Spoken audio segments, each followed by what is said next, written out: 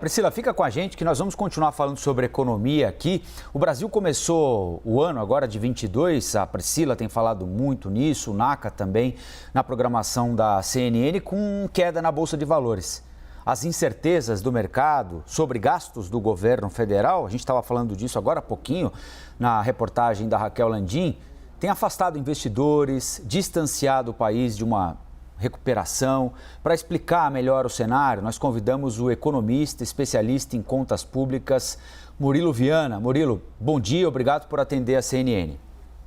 Bom dia, Colombo. Bom dia, Muriel, Priscila e aos telespectadores. Muito obrigado pelo convite. Murilo, agora há pouquinho, a gente estava mostrando uma reportagem aqui, 15 governadores já se comprometeram a conceder reajuste salarial linear ou parcial para funcionários públicos, que têm de ser valorizados, como lembrou a secretária do Ceará, estão sendo fundamentais no combate à pandemia, isso nem está em questão, não é?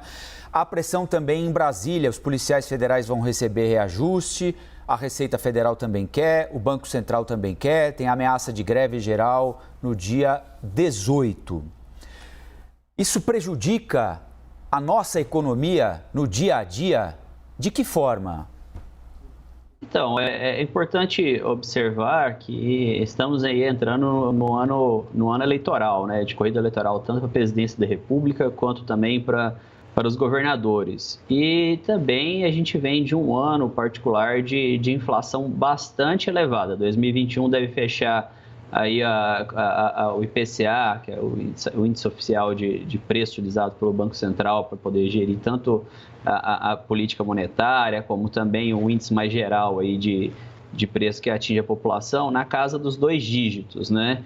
Então, evidentemente, isso gera uma pressão muito grande sobre o orçamento das famílias e também sobre a capacidade, o poder de compra dos servidores públicos. No caso em particular do servidor público, eles também já encaram aí a vedação pela chamada Lei Complementar 173, que durante a pandemia, no contexto da pandemia, acabou proibindo aí a concessão de reajustes salariais por servidores. Então, já vem antes de 2021. Por outro lado, a gente sabe também que muitas dessas categorias abarcadas, elas já apresentam salários, remunerações bastante expressivas perto da sociedade, do setor privado. E o setor privado vem enfrentando aí uma taxa de desemprego muito elevada. E também, quando há reposição salarial, boa parte das reposições acontece abaixo da inflação verificada. É a realidade da economia brasileira. E dentro dessa realidade, os governos estaduais e o governo federal deveria elencar prioridades, dado o cobertor curto, né? E, evidentemente, o aspecto social mais geral, que vai muito além da remuneração dos servidores, tem que ser levado em conta. Ano de 2022 com relação às contas públicas, levando em consideração o que você falava há pouco, que estamos em ano eleitoral? Então, em relação a 2022, nós viramos o ano de 2021 com a ideia de que a PECs precatórios, sendo aprovada da forma como foi um mal menor, digamos assim. Tinha um risco mais relevante aí de deterioração ainda do arcabouço fiscal, principal arcabouço fiscal do governo federal, embora ele possa ser criticado da forma como ele é desenhado, mas de fato ele é a âncora para os investidores, é a âncora para a previsibilidade de dívida pública e também para o aporte de investimentos na economia brasileira. Porém, quando entra em 2022, há demonstração de que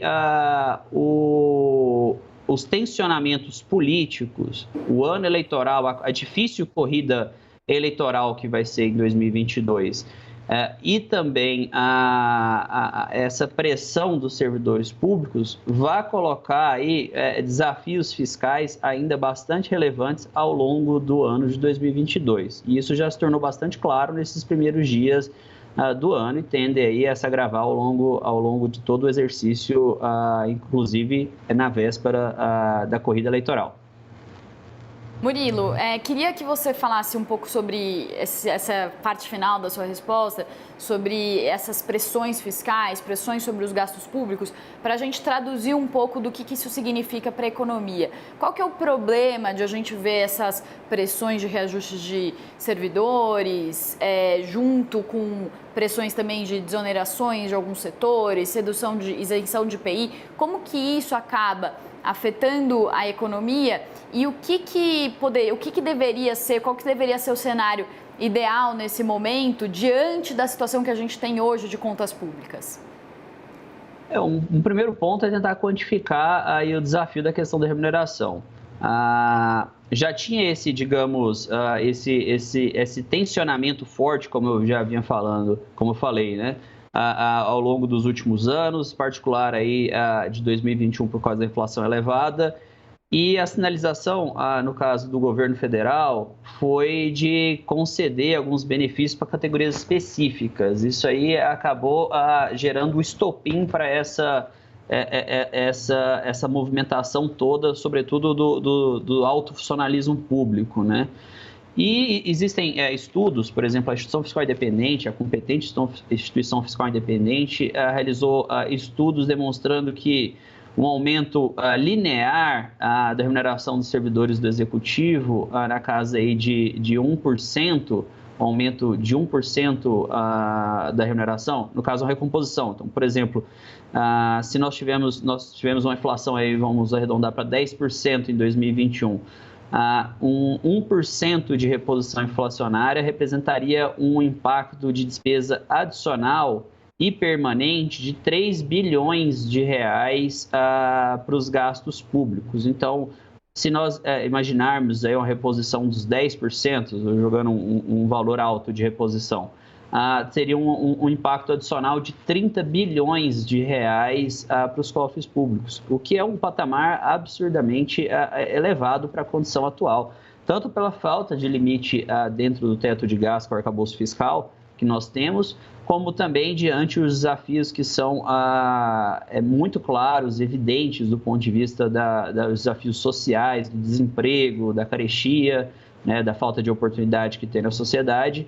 Então, isso tudo tem que ser levado em conta, né? Evidentemente, eu imagino que esse reajuste, sobretudo para as categorias de maior poder aquisitivo do setor público, não deveria ser prioridade nesse contexto. Nós conversamos com o economista Murilo Viana aqui na programação da CNN. Murilo, bom dia, muito obrigado pela entrevista e até a próxima, hein? Muito obrigado pelo convite. Muito obrigado.